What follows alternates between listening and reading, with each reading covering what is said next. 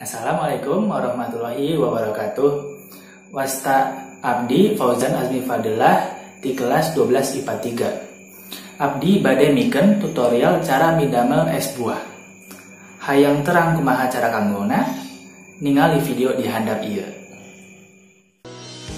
Es campur nyaeta salah sahiji inuman khas Indonesia anu cara midamelna kalawan mencampurkan sagala rupa-rupi bahan dina sirup amis.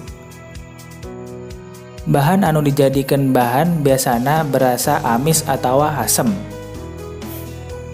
Es campur tiasa ditepungan di sagala rupa wewengkon di Indonesia kalawan rasa sarta bahan anu benten.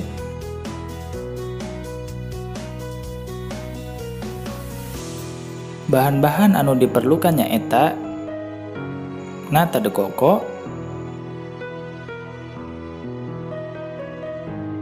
es batu, buah naga, agar-agar,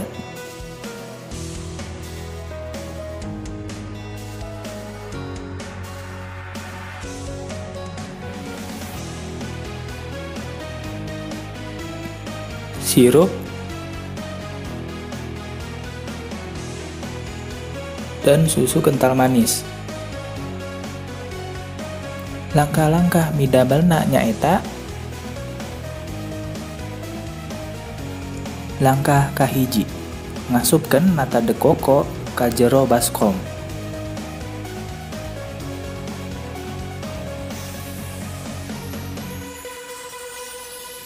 Sanggeus oge ngasupkeun buah naga ka jero baskom.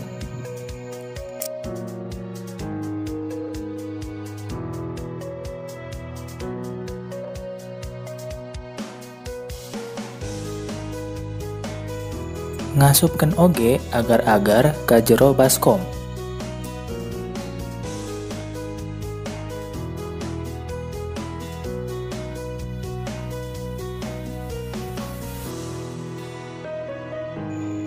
Ngasupkeun sirup sacukupnya ka jero baskom.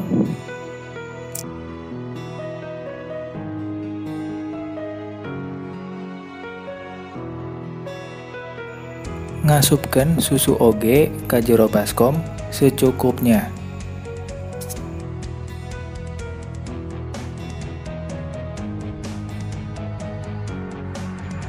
Ngasupkeun cai anu dingin ka baskom secukupnya.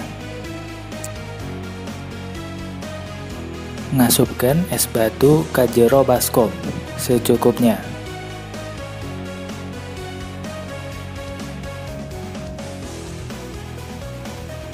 Hayu sobat, hayu orang ngadamel es campur. Karena ngadamel es campur teh gampang. Bahan-bahanna pun gampang dicari. Nah, di muai, hayu atuh orang ngadamel es campur.